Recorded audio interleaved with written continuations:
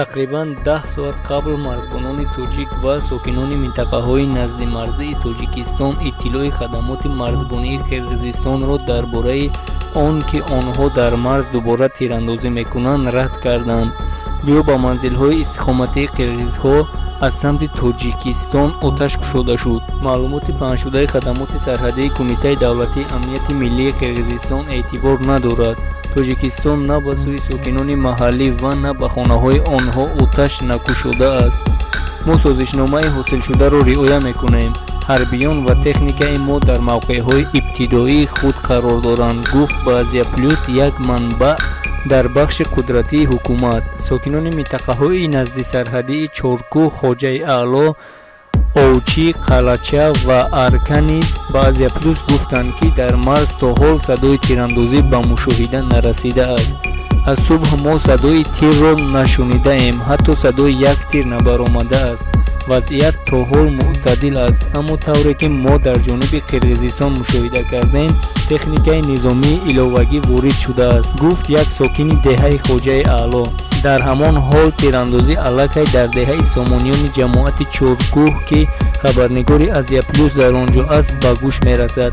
ба гуфтаи ӯ аввал аз ҷониби Қирғизистон тирандозӣ карданд, сипас аз ҷониби Тоҷикистон посух доданд. аз мо хоҳиш карданд ки деҳаро тарк кунем, ҳоло мо дар ҷои амн ҳастем, гуфт ӯ.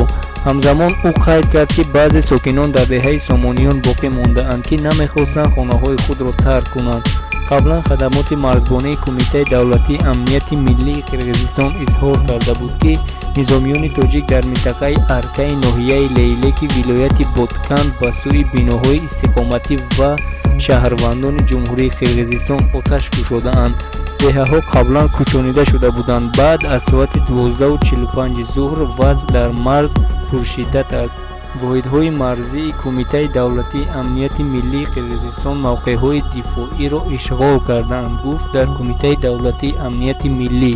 тибқи маълумоти Вазорати тандурустии Қирғизистон, шумораи қирғизҳое ки дар натиҷаи низоъ дар қисмати марзии қирғизу тоҷик кӯчонида шудаанд 27358 нафарро ташкил медиҳанд. дар ин бора муовини аввали вазири тандурустӣ Ализа Солтонбекова дар як нишасти матбуотӣ хабар дод. дар маҷмӯъ тибқи маълумоти Вазорати тандурустии кишвари ҳамсоя дар ҷараёни муноқишаи марзӣ 163 қирғизистонӣ маҷрӯҳ шуда 31 нафар фавтидаанд. ҷониби Тоҷикистон то ҳол омори расмиро дар бораи қурбониён ва кушташудаҳо пешниҳод накардааст. тибқи баъзе гузоришҳо тақрибан 100 нафар маҷрӯҳ шуда 8 ва ё 10 нафар фавтидаанд.